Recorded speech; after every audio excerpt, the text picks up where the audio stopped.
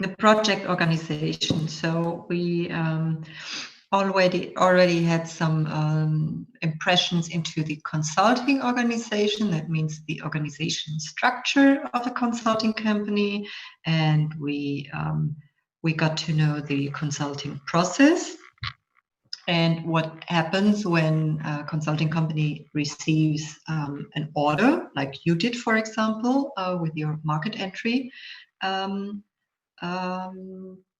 contract. Usually you build up kind of an additional organization, and so you have your usual organization for the daily business, and then you have a separated organization for your project, for each project, and this usually has nothing to do with the line organization. And so the interesting thing is that the head of this organization is in general not you as a consulting company, but the client. Yeah. It might be, if it's an internal project, of course, it would be your management team. Right after the client, there's the steering committee. We will take a look at the task of this committee on the next slide. And they are responsible to choose and to lead the project manager. And the project manager has the task to coordinate, do the planning, and lead in a methodological way and technical way the project team. Yeah. Sometimes, depending on the size of a project, the project manager receives support by a project assistant and by external consultants, for example, for specific legal topics or HR topics, something. Usually they bring in some knowledge that is not part of the project team, so that's missing in the project team. The project manager receives support by the assistants and maybe by external consultant team, and the project manager is responsible to manage different sub-projects. So this is also just an exemplary idea. So for example, there's another manager for the sub-project, and that manager is responsible for 2 work package managers, because the sub-project includes, for example, the IT implementation, and to implement the tool, there's this development project, and the testing would be a work package. And so they're also a responsible person that would be led by the sub-project manager. If the sub-project is not that big, then, for example, there's only the sub-project manager and his team or her team, and there are no other leaders, and they are responsible to deliver the entire sub-project. So this really depends on the size of the project and the complexity. And yeah, the same here. It's just an idea. There are some projects that have like 15 to 20 sub-projects, and there are others that do not have any sub-project. They have only tasks and milestones because they're pretty simple. So, and when we take a look at the responsibilities, I just choose some specific roles because I think the others are totally clear. So the client in the end is making the decision. The steering committee has a specific role, project manager, and we will also take a look at the project assistants. So the steering committee is responsible to formulate the target, the goal, or to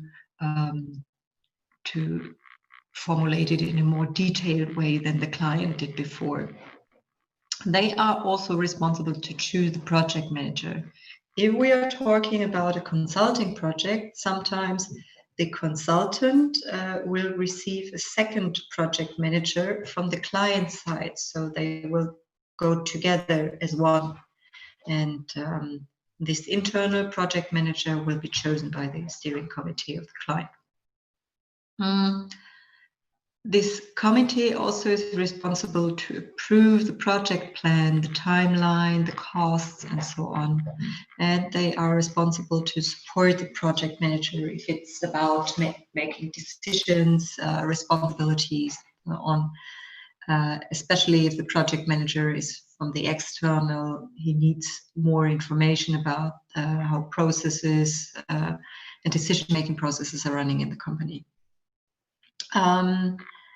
They are also responsible for the monitoring of the progress of the project, which doesn't mean that they're doing the monitoring, but they are asking the project manager to inform them, for example, on a weekly or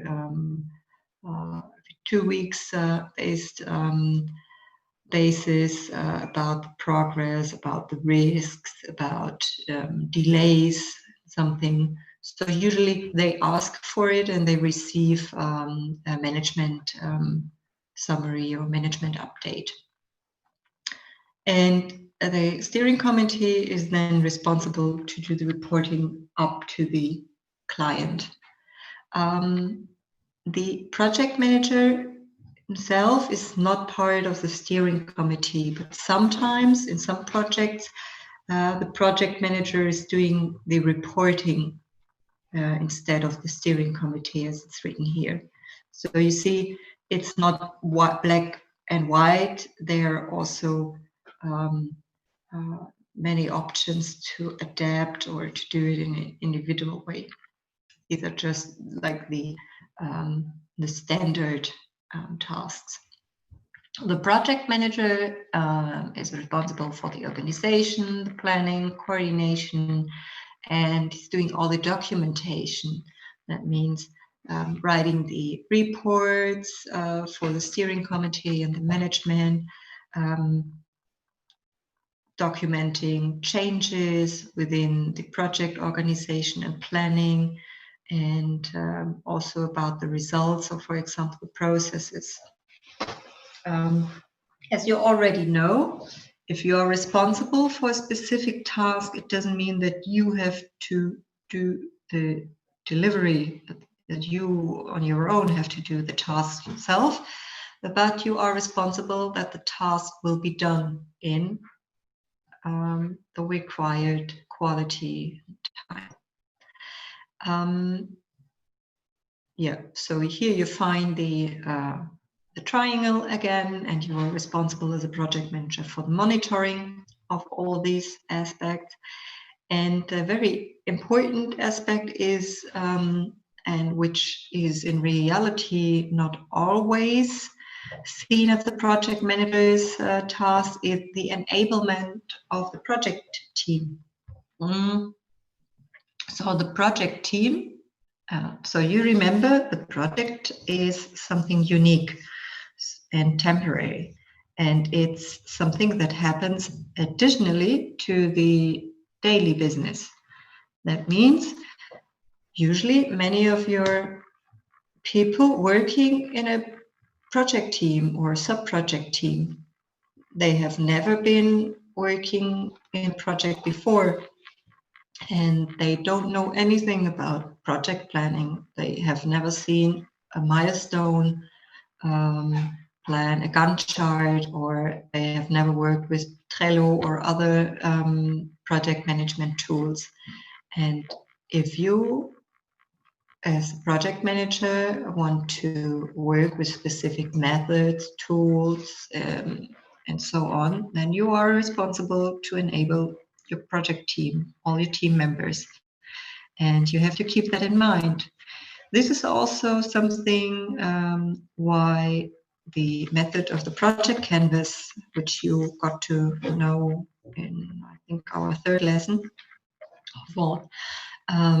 might be very helpful for your work, because there you will realize or you set up the basis to align your project vision, and you will realize what the status of your project team members is, how far are they in terms of project management competences and skills. And this leads to a real leadership role of you as a project manager. Sometimes there's a division between a technical leadership, technical project manager who which means not technological, but technical, can also be someone who's very experienced in marketing or something, and a methodical leadership. That means someone who's very experienced in project management methods. And sometimes it's just one person who's doing both. And of course, the project manager has to bring in the skills of change management. We already talked about that. The more complex the project is and the more sensitive, the better it is to divide this into two roles. But nevertheless, the project manager needs some change management skills. So he or she has to understand why change management is important and has to understand where he or she is out as a project manager and should hand over to the change manager.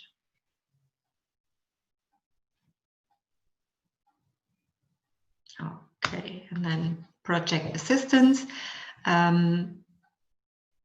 It's short and simple. The project assistant is there, of course, to support, especially the project manager, with a very much administrative stuff. That means to set up the organization, to do the fine-tuning, to prepare presentations, to coordinate the dates and the schedules and meetings, do the documentation or prepare at least documentation, create meeting minutes, and maybe do some additional research internally about processes, about stakeholders, or about technical or methodological input. So clear about the tasks and the structure of project, who is responsible for what in the project team.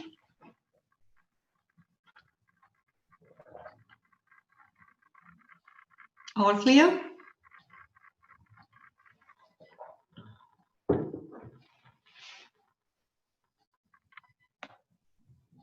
I think so. So then let's go ahead.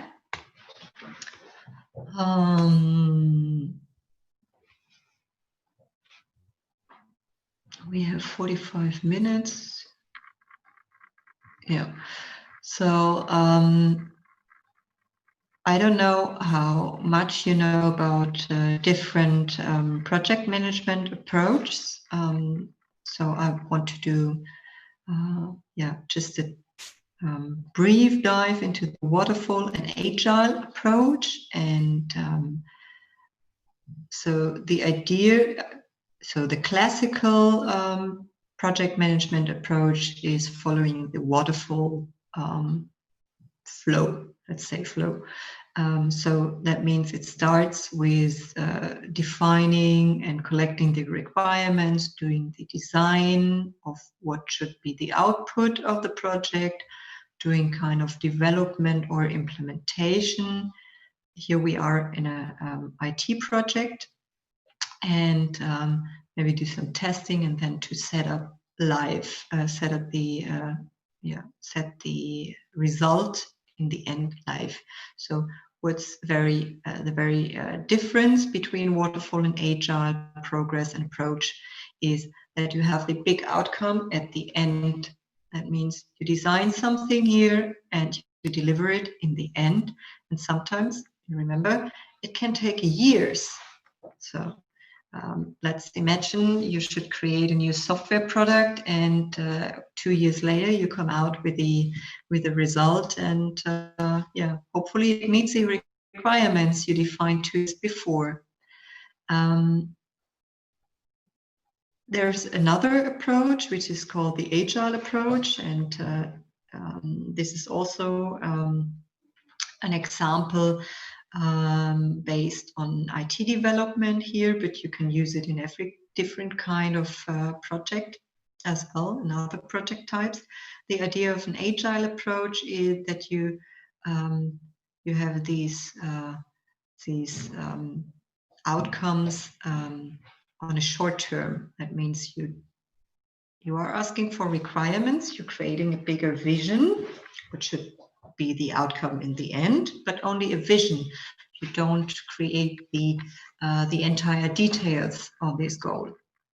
And then you start with the design and the development and testing of smaller packages, and you go there step by step, and then you do the deployment, and you can check if this goal is close to the first, it's somewhere close and meets some of the requirements of the client. Based on this outcome, you can identify new requirements or confirm already defined requirements, redesign and add more design, do additional development and deploy a new version. And as you can see here, it's growing bigger, the big picture. The end is that the idea is that you do, are creating kind of prototypes with your results. And for sure, when we take a look at software development, this might be very clear, but when we are talking about organizational development, for example, it might seem a bit abstract to go there step by step, but it still makes sense, because especially when we're talking about bigger systems, complex systems, at this point you cannot see what's really needed at the end. Yeah, and so you go there step by step. I had the idea to do a group work at the moment, but I think it will take too much time, so we will go there just by slides, or let's just do it like that. But maybe you have some ideas about what the waterfall approach and what the agile approach have for strengths and weaknesses. Do it like that, not in a group, but maybe you can just add your ideas in the chat, or tell me, what do you think? What are the strengths and weaknesses of this waterfall approach, and what are the strengths and weaknesses of the agile approach?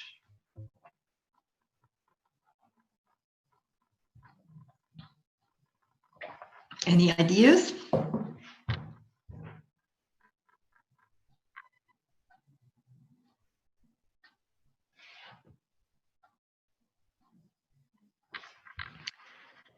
Disadvantage of waterfall approach: high risk and uncertainty.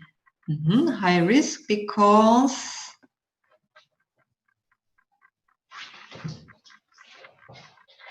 low efficiency of what?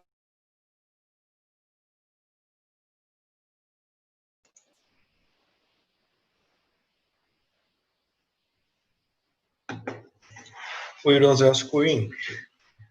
Anything else? Okay, I think It does work now. Yeah, so you should see it now. You should hear me now again.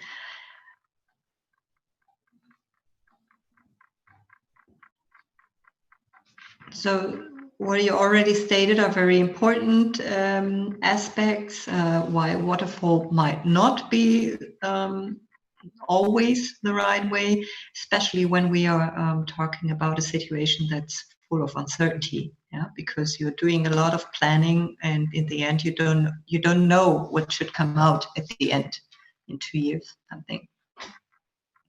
So I will switch this slide.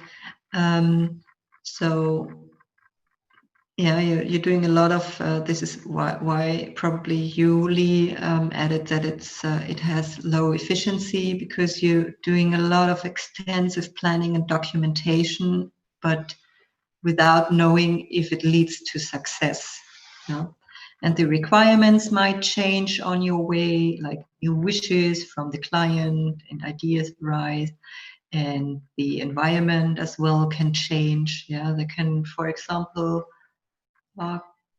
might come up new legal requirements, and you are not able to include them if you are going in this direction. But of course, on the other hand, it gives you security and clarity and stability. So it's not wrong to work with waterfall, but maybe you should check in which kind of project setting you are working. Not maybe, you should definitely. Agile strengths and weaknesses, of course, the short reaction times and visible progress and the transparency helps, but there are also some limits. So if it's a very, very complex project, maybe this kind of agile progress doesn't work because you're losing the bigger picture.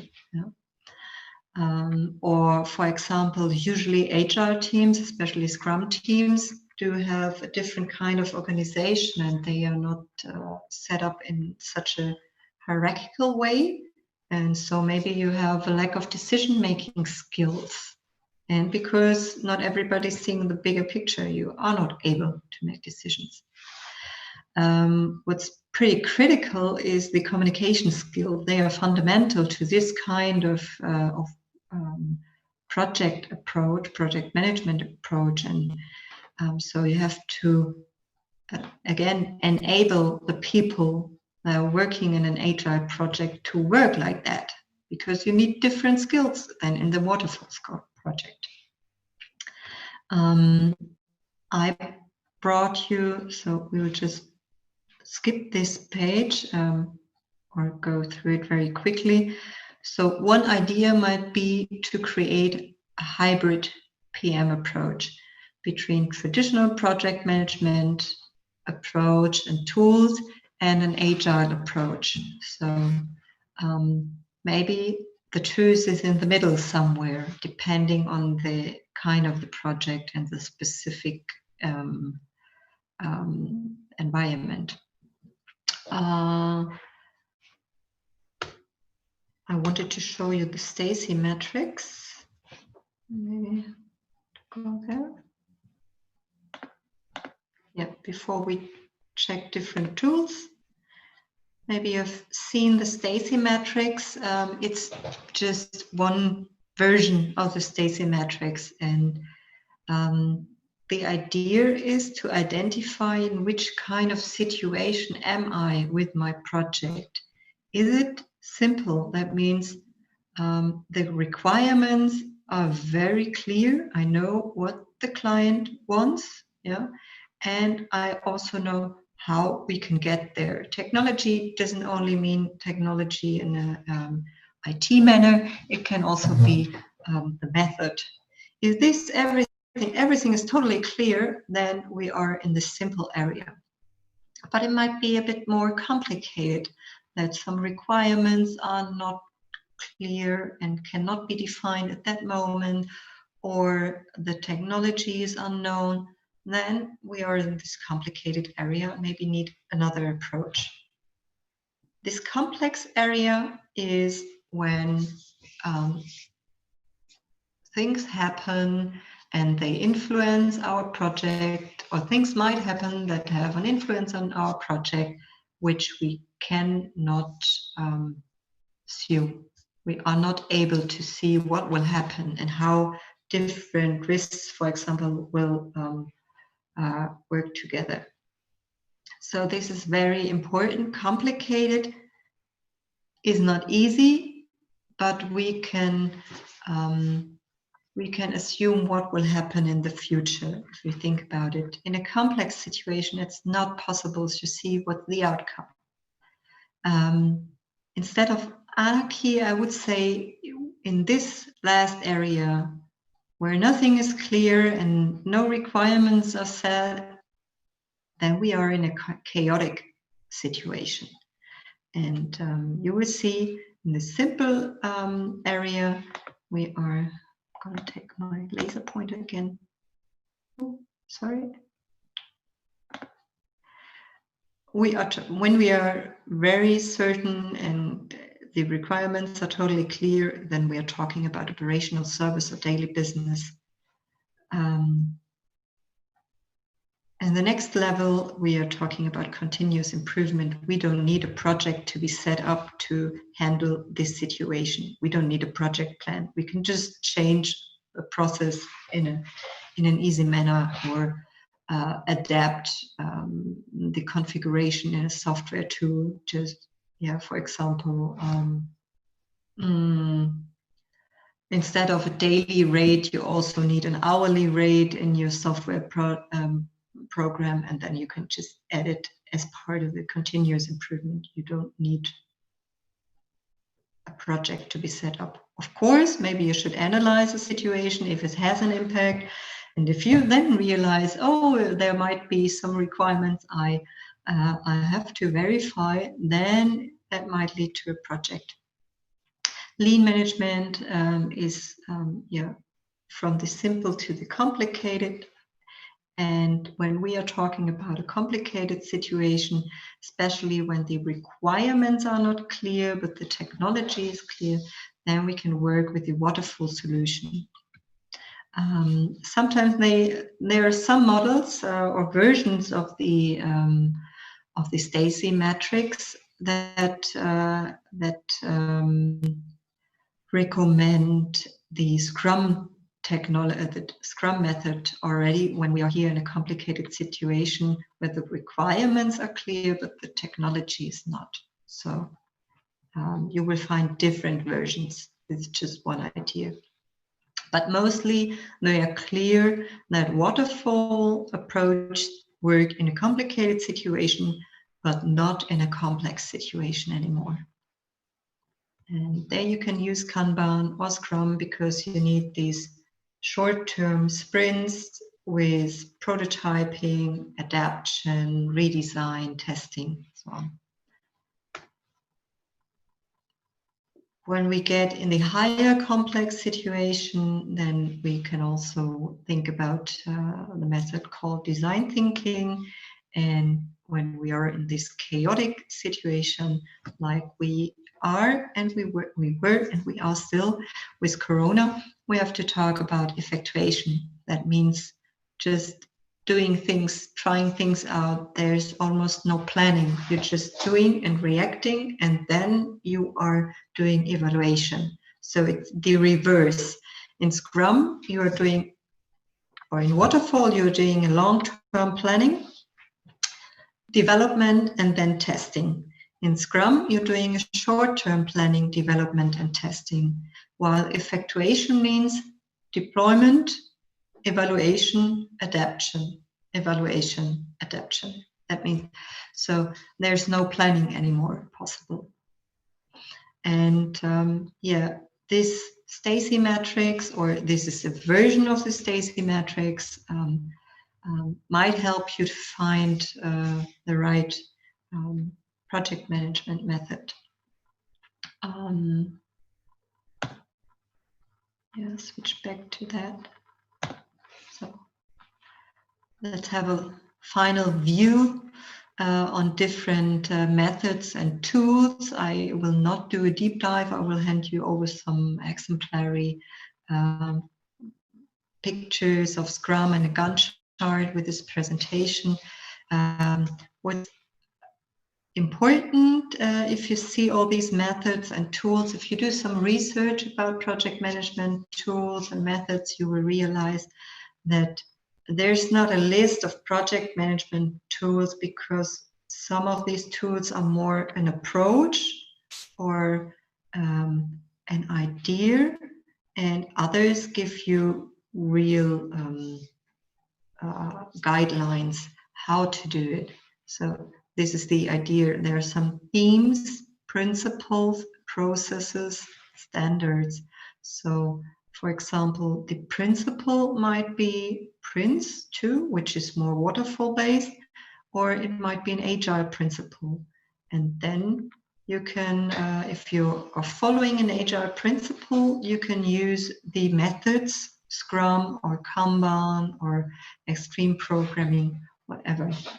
So you see in the real world, there's not a strict division of tools and methods. It's a big combination. So I think the most important or the easiest way to divide and differentiate between project management methods is to take a look first.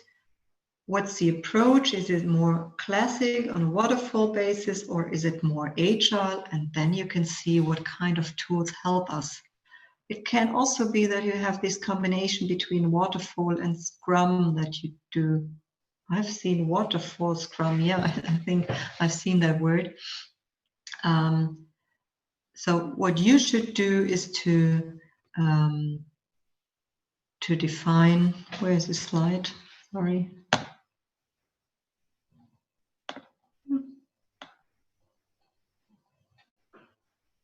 I think it's here. To define where are you standing with your project? Is it more a complex situation like you see it here, or is it a chaotic situation? And to do a first analysis about the complexity of your project, where is the position, and then choose the right tool. And very important, you can always change. If you realize that the waterfall methods during one project is not working pretty well, you can add agile methods to help you out. And in a different way, if you're working more Scrum-based and in an agile way, you can also take a step back and overthink the entire project more from a waterfall perspective.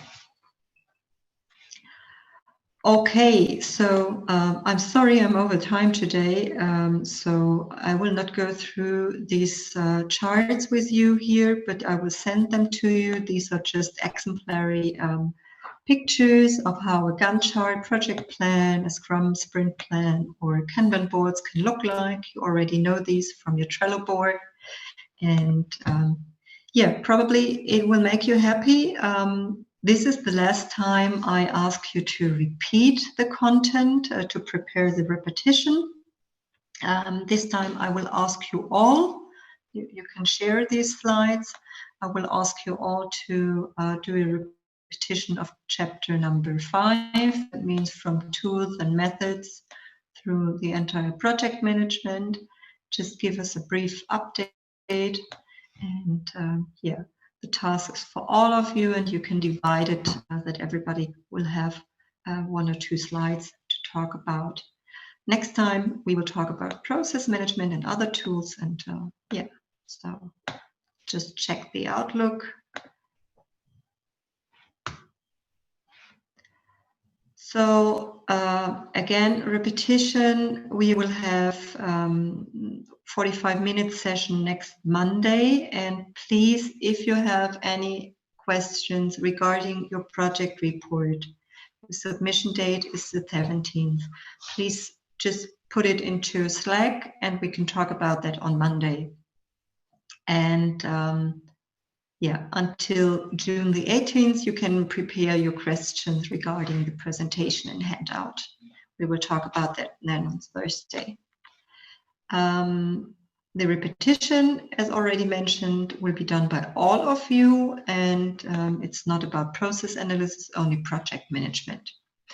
And self-study, as you have to focus on your project work, I think you will be happy that there will be no additional self-study task this time. What I will deliver within the next weeks is some additional papers regarding consulting, project management, process management. So if you are willing, you can read more additional papers, but as I said, no additional content this time to prepare. Any questions?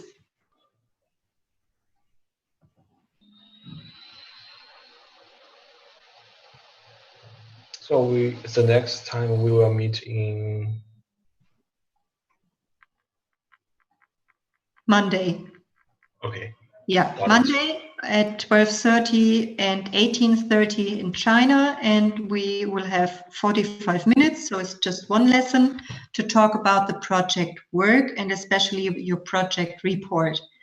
So this is to talk about open questions before you have to submit your report. And next week on Thursday, the 18th, we will have a usual lesson like today.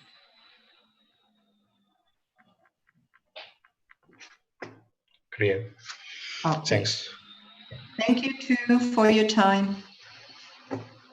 Have a nice afternoon and evening. Bye.